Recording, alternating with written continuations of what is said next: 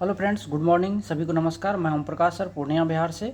आज से मैं क्लास 10th का मैथ आप लोग के लिए डेली मैं टॉपिक वाइज लेके आऊँगा। ठीक है, तो चलिए सबसे पहले जो बेसिक चीज़ होता है जिनसे आपको 4 से 5 नंबर फिक्स रहता है ऑब्जेक्टिव में, हम वहाँ से शुरुआत करते हैं। ठीक है, पहला आता है अंक। अंक क्या होता है देखिएगा।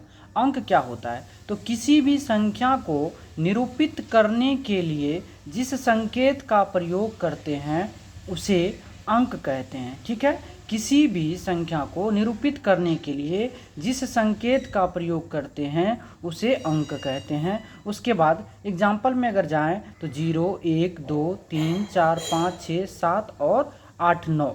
ठीक है, तो कुल अंकों की जो संख्या होती है वो 10 होती है। ठीक है, अब आते हैं संख्या पे। संख्या क्या होता है तो अंकों के संग्रह को क्या बोला जाता है? संख्या कहा जाता है। अंकों के संग्रह को संख्या कहा जाता है। जैसे 243, 450, 893, 682, 549 etc, मतलब अनंत तक। अब 243 लिए बाबू, इसमें 2 भी लिए, 4 भी लिए, 3 भी लिए, सभी को मिलाए तब ना मिला 243। अब जैसे 450 हमने बनाया तो एक 4 लिया, 5 लिया और 0, तीनों को मिलाने के बाद क्या बना? 450 बना। 893 में 8 लिए, 9 लिए और 3 लिए, तब बना क्या? 893। कोई दिक्कत? अब आते हैं संख्या के प्रकार में बाबू, देखिएगा।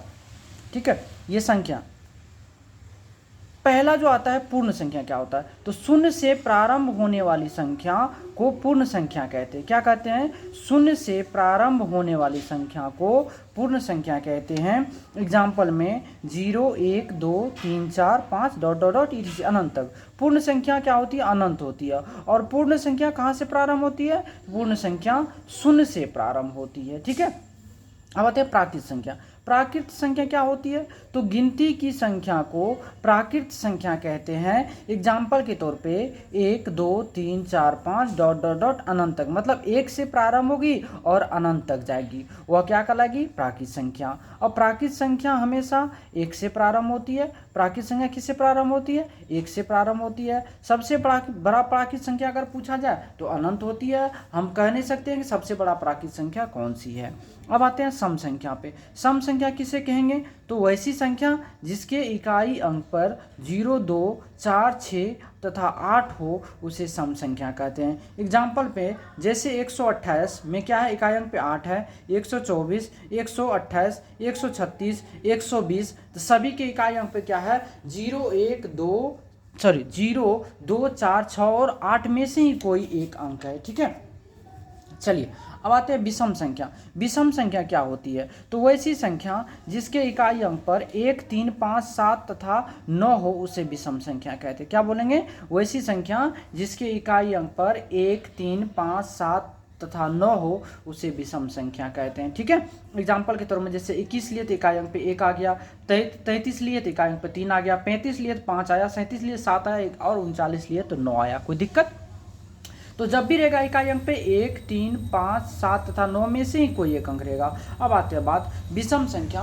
तो विषम संख्या 1 से प्रारंभ होती है। सबसे छोटी विषम संख्या 1 होती है। अब आते हैं हम लोग भाज्य संख्या। ये भाज्य संख्या क्या होती है तो वैसी संख्या जिसके 2 से अधिक गुणनखंड हो उसे क्या बोलेंगे? हम भाज्य संख्या बोलेंगे। वैसी संख्या जिसके 2 से अधिक गुणनखंड हो उसे भाज्य संख्या कहते हैं। एग्जाम्पल के तौर पे हम 4 लिए, ये 1 से भी कटता है, 2 से भी कटता है और 4 से भी कटता है। 6 लिए तो 1 से भी कटता है, 2 से भी कटता है, 3 से भी कटता है और 6 से भी कटता है।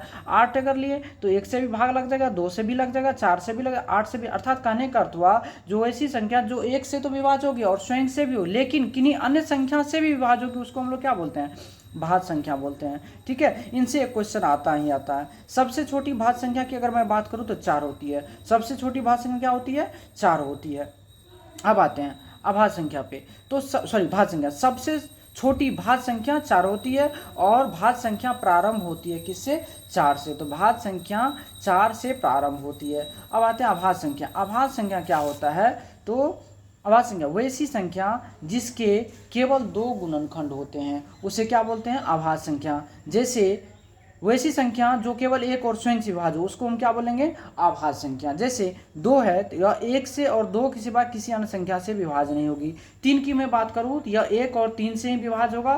5 की मैं बात करूँ तो 1 और 5 के सिवा किसी अन्य संख्या से विभाज्य नहीं होगा। 7 की मैं बात करूँ तो केवल 7 और 1 से विभाज्य होगा। ठीक है, अब आते हैं, सबसे छोटी अभाज्य संख्या जो होती है वह 2 होती है, सबसे छोटी सम अभाज्य संख्या 2 होती है, सबसे छोटी अभाज्य संख्या और भाज्य संख्या का जो गुणनफल होता है वो हमेशा 8 ही होता है, क्योंकि सबसे छोटी भाज्य संख्या 4 होती है और सबसे छोटी अभाज्य संख्या 2 होती है। दोनों का अगर गुणनफल की मैं बात करूं ये 8 होता है। तो मैं आपको बता दूं कि अगर आप इतना क्लियर कर लेते तो आपको कहीं दिक्कत नहीं होगा बेसिक में। अब आते हैं परिमेय संख्या। बाबू परिमेय संख्या क्या होता है? तो वैसी संख्या जो p/q के रूप में होता है तथा q का मान क्या होता है 0 के बराबर नहीं होता उसे परिमेय संख्या कहते हैं। दूसरी भाषा में अगर बोलें तो परिमेय संख्या का वर्गमूल पूर्णतः निकल जाता है, जैसे 2/3, 5/7, -4/3 और 6/8, √4, √16, √64, 81 ... ठीक है, मतलब अनंत तक। परिमेय संख्या में क्या होती है? अनंत होती है। परिमेय संख्या को p/q के रूप में हम लिख सकते हैं आराम से। दो परिमेय संख्या के बीच अनंत परिमेय संख्या होता है। ये आपका मोस्ट बीबी है, ये 1 नंबर क्वेश्चन में आपसे पूछ देगा, जो बताइए दो परिमेय संख्या के बीच कितना परिमेय संख्या तो अनंत होता है। कोई दिक्कत बेटा नहीं होना चाहिए। चलिए अब अपरिमेय संख्या की बात करते हैं। तो अपरिमेय संख्या क्या होती है? तो वैसी संख्या जिसका वर्गमूल पूर्णतः नहीं निकलता उसे अपरिमेय संख्या कहते हैं। वैसी संख्या जिसका वर्गमूल पूर्णतः नहीं निकलता है उसे अपरिमेय संख्या कहते हैं, जैसे √2, √3, √5, √7, √11 ... etc। मतलब इनका परिमेय संख्या क्या, इनका अपरिमेय संख्या का जो रूट नहीं निकलता, वर्गमूल नहीं निकलता। अब 2-4 पॉइंट याद रखना, जैसे परिमेय संख्या में अगर आप अपरिमेय संख्या को जोड़ेंगे तो यह अपरिमेय संख्या होता है। परिमेय संख्या में अगर आप अपरिमेय संख्या घटाएंगे तो यह अपरिमेय संख्या होता है। परिमेय संख्या में अगर आप अपरिमेय संख्या गुना करेंगे यह अपरिमेय संख्या होता है। एग्जांपल में जैसे 2 + √3 बराबर अपरिमेय संख्या, 2 - √3 अपरिमेय संख्या, 2 × √3 अपरिमेय संख्या। क्या कोई दिक्कत नहीं? ये 3 पॉइंट याद है तो एक कोई नंबर का क्वेश्चन आपका फिक्स है, इससे बार बार क्वेश्चन पूछा ही जाता है।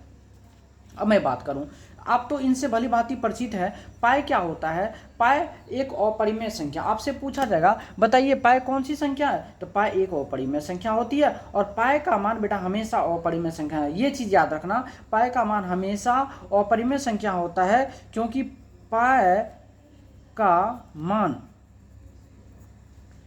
22/7 होती है। पाई का